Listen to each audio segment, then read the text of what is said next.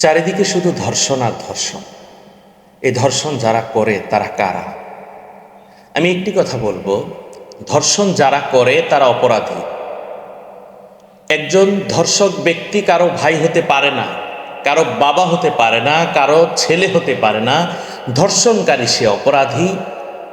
ইলমে ফিক এর মাসআলা অনুযায়ী একজন ধর্ষণকারীর শাস্তি হচ্ছে মৃত্যুদণ্ড।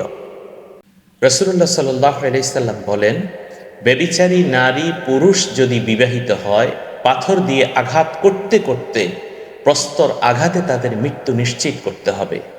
সুনান ইবনে মাজাহ হাদিস নাম্বার 2553। ইসলামী আইনে ব্যভিচারের শাস্তি হলো তাকে 100 বেত্রাঘাত করতে হবে। পবিত্র কোরআন সূরা নূর 2 আয়াতে আল্লাহ সুবহানাহু ওয়া তাআলা বলেছেন, ব্যভিচারিণী ও ব্যভিচারী পুরুষ এবং নারী তাদের প্রত্যেককে 100 বেত্রাঘাত করবে। আল্লাহর বিধান বাস্তবায়নে তাদের প্রতি দয়া তোমাদেরকে যেন প্রভাবিত না করে, যদি তোমরা আল্লাহ এবং পরকালে বিশ্বাসী হও। মুমিনদের একটি দল যেন তাদের শাস্তি প্রত্যক্ষ করে। ধর্ষক যদি বলাৎকার করে তখনও তার শাস্তি মৃত্যুদণ্ড। আজকে যদি কোরআন এবং হাদিসের এই নির্দেশনাগুলো আমরা পালন করি, দেখবেন ধর্ষণ আমাদের বাংলাদেশ থেকে চলে যাবে। আমি বলবো, ভাই, তোমাদের হৃদয়ে কি আল্লাহর ভয় আসে না? তোমরা কিভাবে ধর্ষণ করতে পারো?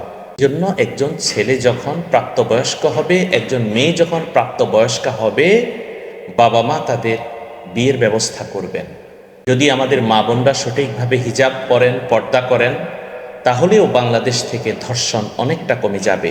যারা ধর্ষক তাদের জন্য আমাদের কোনো মায়া নেই, তাদের জন্য আমাদের ঘৃণা, থুথু। আল্লাহ তাআলা তাদেরকে হেদায়েত দান করুন অথবা ধ্বংস করে দিন।